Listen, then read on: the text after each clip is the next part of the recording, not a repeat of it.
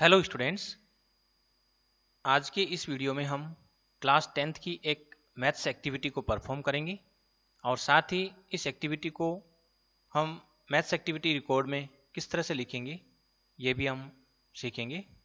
तो maths activity का objective है to check graphically whether the given pair of linear equation in two variables has unique solution, no solution or infinitely many solutions। तो इस activity को perform करने के लिए हमें सबसे पहले दो pair of linear equation in two variables लेनी होगी। जैसा कि मान लीजिए हम इक्वेशन ले लेते हैं 2x plus 3y is equal to 5 और दूसरी इक्वेशन लेते हैं x plus Y is equal to 2। आप ऐसी कोई भी दो pair of linear equation in two variables लेकर इस एक्टिविटी को परफॉर्म कर सकते हैं। मैंने यहाँ एग्जाम्पल के तौर पर ये दो इक्वेशन ली है। अब यदि मान लीजिए ये दो इक्वेशन है और हमें ग्राफिकली चेक करना है कि ये जो दो पेयर ऑफ लीनियर इक्वेशन है वो यूनिक सॉल्यूशन को रिप्रेजेंट कर रही है या नो सॉल्यूशन या इन्फिनिटली मेनी सॉल्यूशन को, ये हमें देखना है।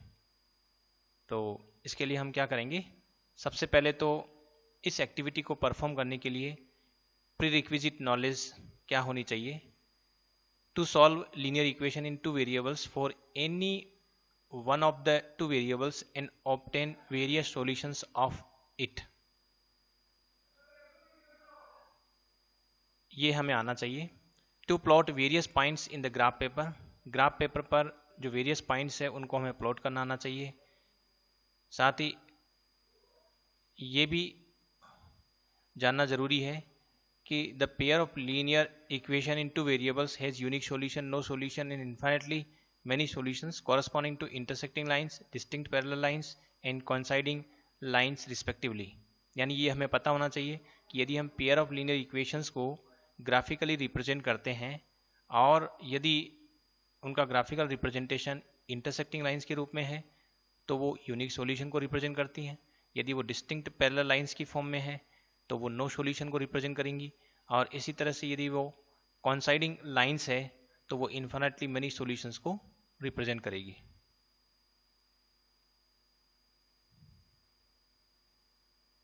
Materials required, graph paper, ruler, pencil.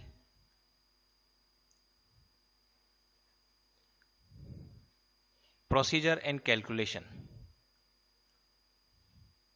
सबसे पहले इसमें हम जो दो इक्वेशंस है उनको हम लिख लेंगे।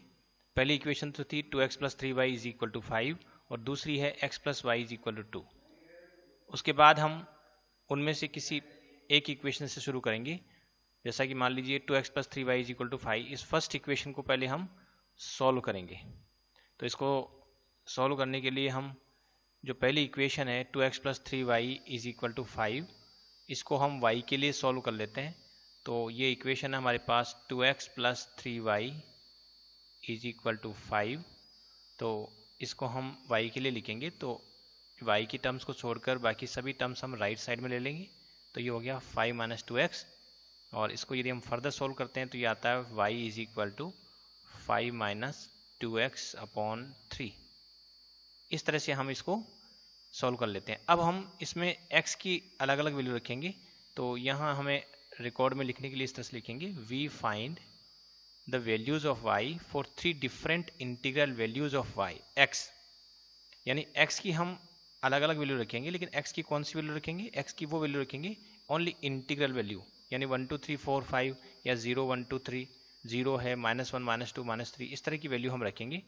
क्योंकि इंटीग्रल जो वैल्यू होती है यानी इंटीजर्स, x की वैल्यू अगर इंटीजर है तो उसे ग्राफिकली प्लॉट करना आसान होता है।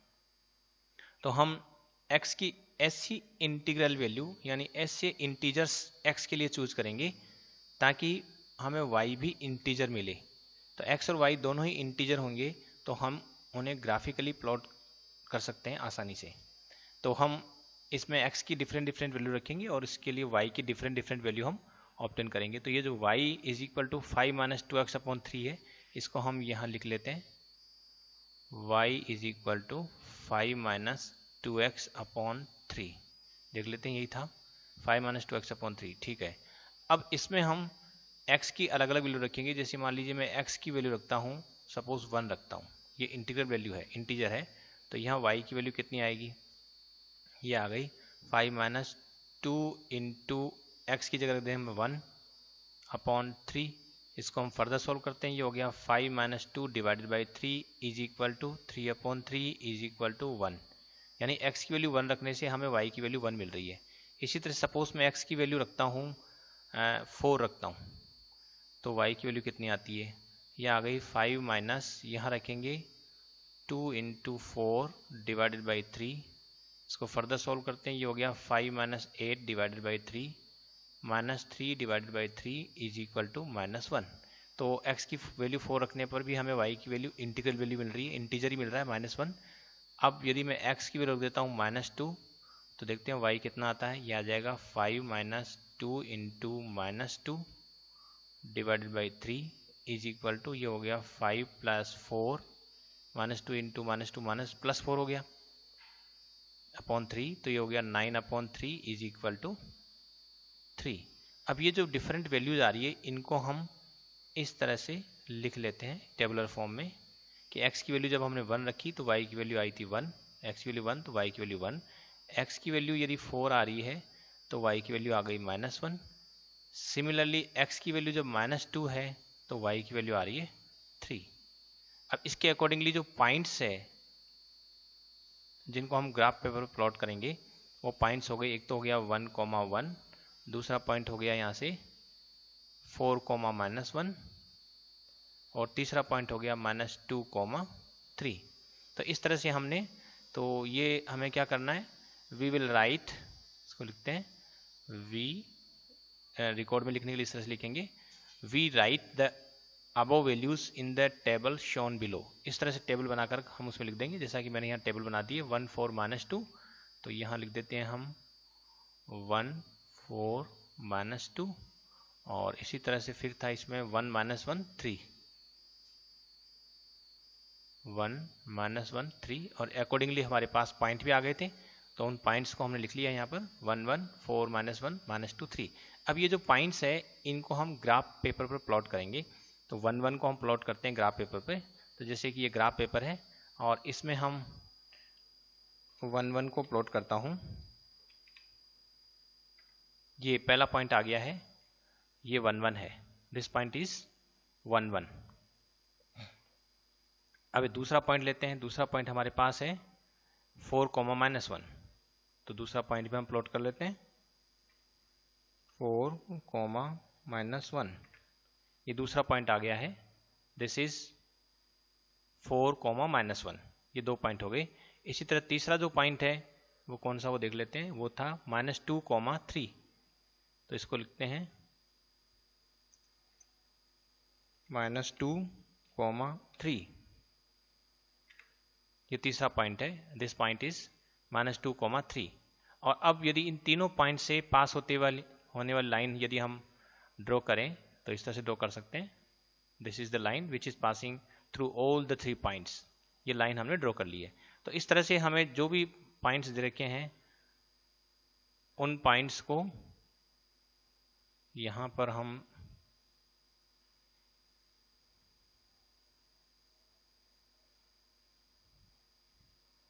ये जो है इनको वैल्यू के साथ यदि मैं हाईलाइट कर दूं तो ज़्यादा ठीक रहेगा।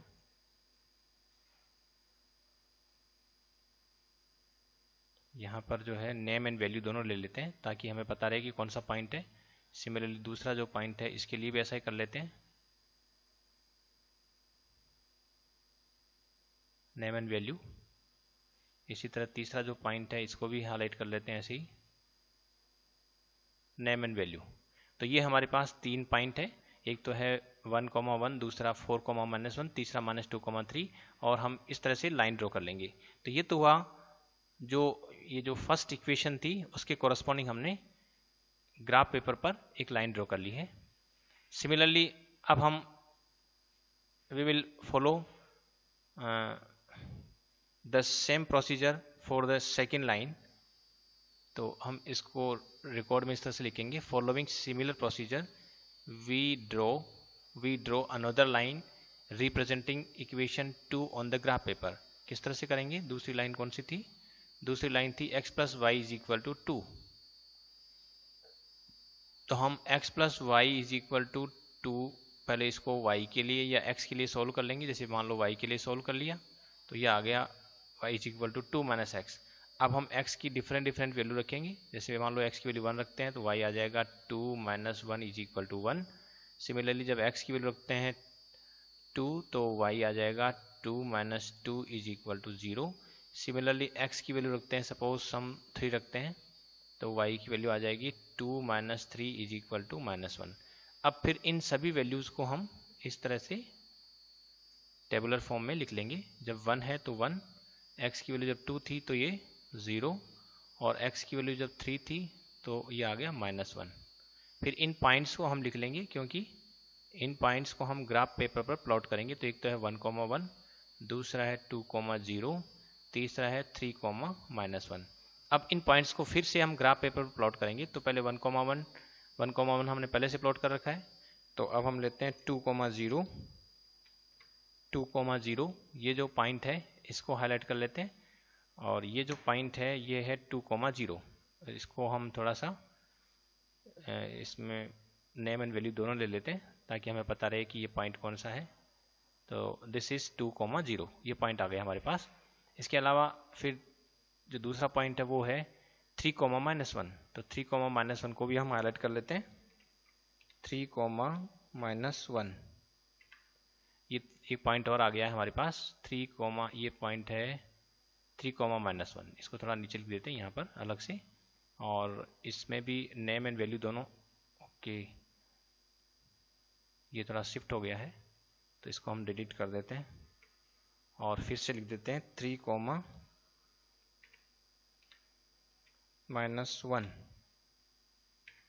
3,-1 ये पॉइंट आ चुका है। 3,-1 इसको, चूंकि ये पॉइंट बहुत नज़दीक है,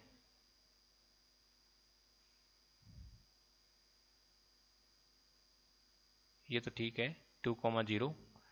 इसके अलावा ये जो ये वाला पॉइंट है 3,-1, इसको हम यहाँ ले लेते हैं और इसको जो है 3,-1 है और इसमें नेम एंड वैल्यू के साथ इसको शो कर देते हैं,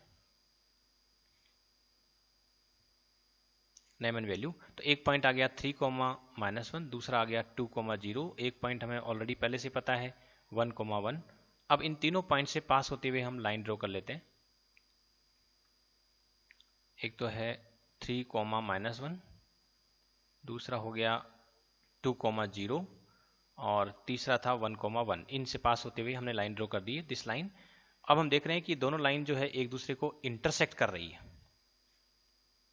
तो अब हम पहले तो ये हमने लाइन ड्रॉ कर ली। तो जब भी हमें एक्टिविटी परफॉर्म करनी है तो एक बार फिर से देख लेते हैं कि जो भी हमें लाइंस दे रखी होगी एक्टिविटी परफॉर्म करने के लिए, या फिर हम अपनी तरफ से जो लाइन इमेजिन करेंगे, दो इक्वेशन हम इमेजिन करेंगे। जैसे ये दो इक्वेशन मैंने लिखी और उसके बाद हम प्रीरिक्विजिट नॉलेज जो भी है वो हम लिख देंगे। इसके बाद मटेरियल्स रिक्वायर्ड हम लिख देंगे। फिर उन दोनों लाइंस में से एक एक लाइन को हम लेंगे। जैसे पहली लाइन ली हमने 2x + 3y is equal to 5, ये जो एक इक्वेशन ली उस इक्वेशन को हम पहले सोल्व कर लेंगे y या x के लिए। जैसे यहाँ y के लिए सोल्व कर लिया, फिर हम x की इंटीग्रल वैल्यू लेंगे 1 to 3 या 0, -1, -2, इस तरह से इंटीजर लेंगे और इस तरह की वैल्यू लेंगे जिससे y की वैल्यू हमें इंटीजर प्राप्त हो। तो इस तरह से हम x की डिफरेंट वैल्यू के लिए y की इंटीग्रल वैल्यू ऑब्टेन करेंगे। मैंने यहाँ पर x की वैल्यू 2, 3 ऐसा नहीं लिया है क्योंकि अगर x की वैल्यू 2 लूँगा तो y की वैल्यू इंटीजर्स हमें नहीं मिलेगी। तो x की ऐसी सूटेबल वैल्यू लेनी है जिससे y भी हमें इंटीजर ही मिले, क्योंकि इसको ग्राफिकली प्लॉट करना आसान रहेगा। तो x और y के इस तरह से हम सेट ऑब्टेन कर लेंगे तो ये पॉइंट्स हमें मिल जाएंगे। फिर इन पॉइंट्स को हम ग्राफ पेपर पर प्लॉट कर लेंगे जैसा कि यहाँ हमने प्लॉट किया था। और इसके बाद फिर दूसरी लाइन, दूसरी जो इक्वेशन थी उस दूसरी इक्वेशन को भी हम सोल्व करेंगे y के लिए। उसमें x की डिफरेंट वैल्यू रखते जाएंगे, y की डिफरेंट वैल्यू आती जाएगी। फिर हम टेबुलर फॉर्म में वैल्यू अरेंज कर लेंगे, फिर पॉइंट्स हम निकाल लेंगे और उन पॉइंट्स को हम ग्राफ पेपर पर प्लॉट करेंगे। फिर देखेंगे कि दूसरी लाइन और पहली लाइन किस तरह की हमें ऑब्टेन हो रही है। यदि वो दोनों लाइन एक दूसरे को इंटरसेक्ट कर रही है, जैसे कि यहाँ पर है इंटरसेक्टिंग लाइन है, तो इसका मतलब हुआ कि जो दोनों इक्वेशन है इनका सॉल्यूशन यूनिक है। अगर मान लीजिए दोनों डिस्टिंक्ट पैरेलल लाइंस होती तो नो सॉल्यूशन, अगर दोनों लाइन एक दूसरे से कोइंसाइड कर जाती तो हम कहते हैं कि इन्फिनिटली मेनी सॉल्यूशन। तो ये जो कंक्लूजन है हम किस तरह से लिखेंगे, देखिए ऑब्जर्वेशन हमारी क्या है, तो यहाँ पर तो मैंने लिखा है कि see whether the lines on the graph paper are intersecting distinct parallel और कोइंसाइडिंग लाइंस, लेकिन यहाँ हमें पता ही है कि हमारी जो ऑब्जर्वेशन है वो क्या है। तो इसको हम ऑब्जर्वेशन को हम किस तरह से लिखेंगे, ऑब्जर्वेशन को हम लिखेंगे कि we see that the lines on the graph paper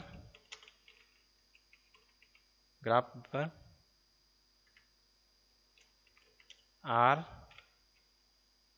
intersecting. अगर मान लीजिए लाइंस जो है ग्राफ पेपर पर हमें मिलती है डिस्टिंक्ट पैरेलल लाइंस, तो हम लिख देंगे we observe that the lines on the graph paper are distinct parallel lines, ऐसे बोल देंगे। यहाँ पर हमें इंटरसेक्टिंग लाइंस मिल रही है तो हम लिख देंगे lines on the graph paper are intersecting lines, इस तरह से। तो it depends on the observations we actually observe. उसके बाद हम रिजल्ट लिखेंगे कि solution of the given pair of linear equation is as follows. Solution is unique if lines are intersecting, no solution if distinct parallel lines are formed, infinitely many solutions if coinciding lines are formed. अब इसमें हमें पता है कि ये जो distinct parallel lines हमारी आई नहीं है और इसी तरह से coinciding लाइंस भी हमें प्राप्त नहीं हुई है, तो हम ये पार्ट हम लिखेंगे नहीं और हम लिखेंगे ये केवल और केवल फर्स्ट लिख देंगे कि solution is unique as lines are intersecting, इतना सा हम लिख देंगे रिजल्ट में। हमारी ऑब्जर्वेशन तो हो जाएगी कि we observe that the lines on the graph paper are intersecting lines. उसके बाद में हम लिखेंगे कि solution of the given pair of linear equation is as follows, solution is unique as और बिकॉज। यहाँ पर आप जो है अगर इसमें प्रॉब्लम हो रही है तो आप यहाँ एज की जगह बिकॉज भी लिख सकते हैं, because solution is unique because lines are intersecting. इस तरह से हमारा रिजल्ट हो जाएगा। फिर हम इसमें लास्ट में हम प्रिकॉशन लिख देंगे, we must choose only integral solutions of an equation. ऐसा कंपल्सन नहीं है, लेकिन ऐसा हम इसलिए करेंगे ताकि जो ग्राफ पेपर है उस ग्राफ पेपर पर इन पॉइंट्स को प्लॉट करना आसान होता है। यदि किसी भी पॉइंट के कोऑर्डिनेट्स इंटीजर्स फॉर्म में होते हैं तो उनको ग्राफिकली प्लॉट करना आसान होता है, इसलिए हम ये प्रिकॉशन रखेंगे तो एक्टिविटी को परफॉर्म करने में हमें ज़्यादा दिक्कत नहीं आएगी। इसके अलावा जो एक्स एक्सिस और वाई एक्सिस पर जो स्केल है that must be set carefully, ये भी प्रिकॉशन हम रखेंगे ताकि मैथ्स एक्टिविटी हम प्रिसाइजली अच्छे ढंग से परफॉर्म कर सकें। तो ये हम प्रिकॉशंस लिख देंगे और इसी के साथ ये मैथ्स एक्टिविटी आप परफॉर्म कर चुके हैं। तो इस तरह से हमें कोई भी मैथ्स एक्टिविटी है उसको अपने एक्टिविटी रिकॉर्ड में किस तरह से लिखना है और एक्चुअल में किस तरह से परफॉर्म करना है, ये आपने आज की इस वीडियो में सीखा। Thanks for watching this video.